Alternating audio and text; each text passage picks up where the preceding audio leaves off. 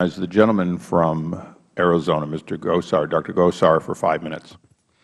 Yes, to my panel. Outside circulated memos, what true or real hardcore pursuits of FOIA enforcement have you seen from this administration and Department of Justice? I would like to start with Ms. Nesbitt.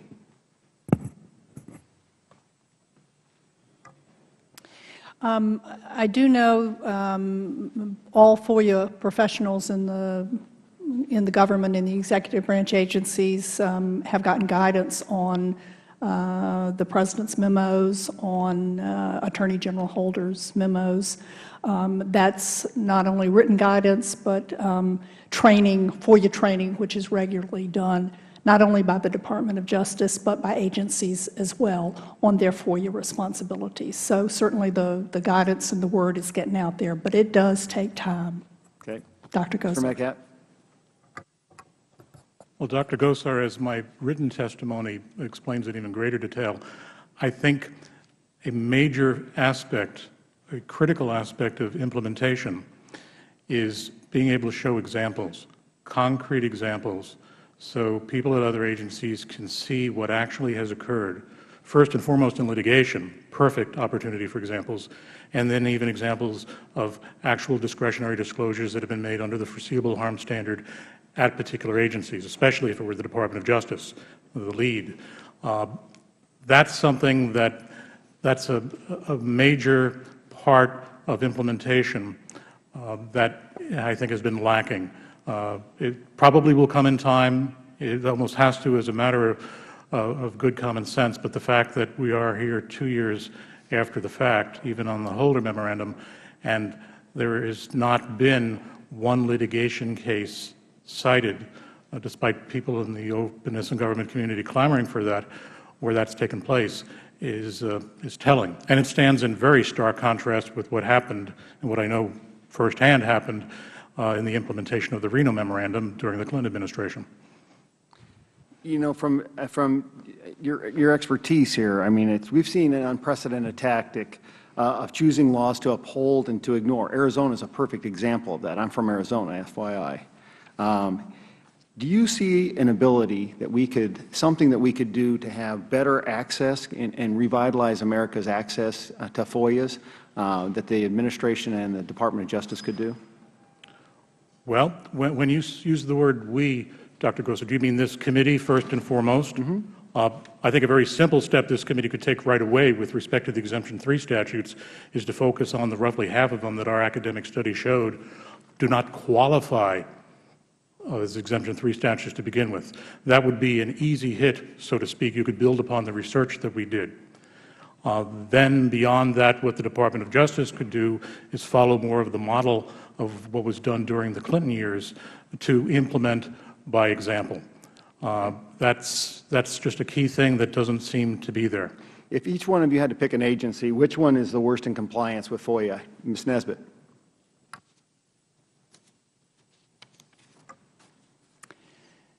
Dr. Gosar, that is a very tough question to ask, and I'm not sure that I feel comfortable answering it. We are still looking at agencies we're very new, and we're still just really beginning to implement our mission. I'd sure like to see us really pursue this because this is very important to the American public. Mr. Metcalf, do you know? Dr. Gosar, may I just add, though, I'm going to echo what Mr. Metcalf just said, and that is this committee's looking at FOIA, looking at the issues of transparency and openness are very important and really send a strong message, and I thank you for it. Well, I would also like to take it a step further because I think, you know, in the real world, Main Street America, when we see an example made of and we reteach an agency how to do something, that makes a stronger vantage point for everybody to follow. That's why I'm asking the question. Mr. Metcalf, one word, which agency? Well, again, it's difficult to single somebody out, but I can tell you that prior to the time that I retired in January 2007, I was most disappointed by the Department of Treasury, which had plummeted precipitously prior to that in the quality and effectiveness of its FOIA performance. And since then, I'm not sure that that has changed. Mr. Blum. I think it'll be no surprise that I say that representing news media groups that depending on the issue and the hot news of the time, you're going to have difficulty. Over the last decade, it was with in post-9/11 environment and 2 wars, the Defense Department and other intelligence agencies were very difficult because we were reporters were trying to get information from them. I think now, as the attention's more turning to financial information and conflicts over access, that's an area of concern. You know, just as a quick example, just to echo what these 2 witnesses are saying, the Defense Department is very good in the process. They don't not too much drops between the cracks, but they'll tell you no quickly.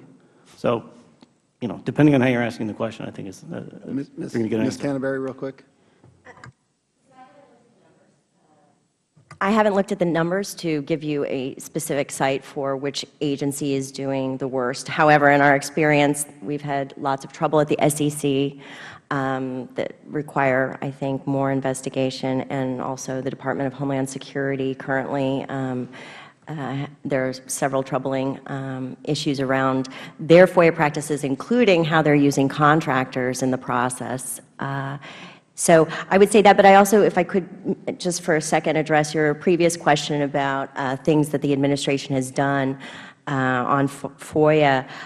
I think in addition to the directives, the memorandums, the guidance, and the work that is being done at OGIS, the Open Government Directive has also created a sort of nascent open government infrastructure where FOIA has played a large role. It's been featured. The agencies, when they prepared their open government plans, many of them, if not all, had some FOIA improvement component.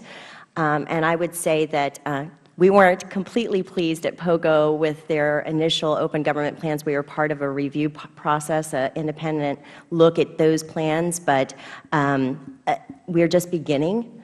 And I think that improvements have already been made not only on those plans, but in the implementation of the Open Government Directive and the President's memorandum on FOIA. Thank you, Mr. Chairman. Thank you, Dr. Gosar.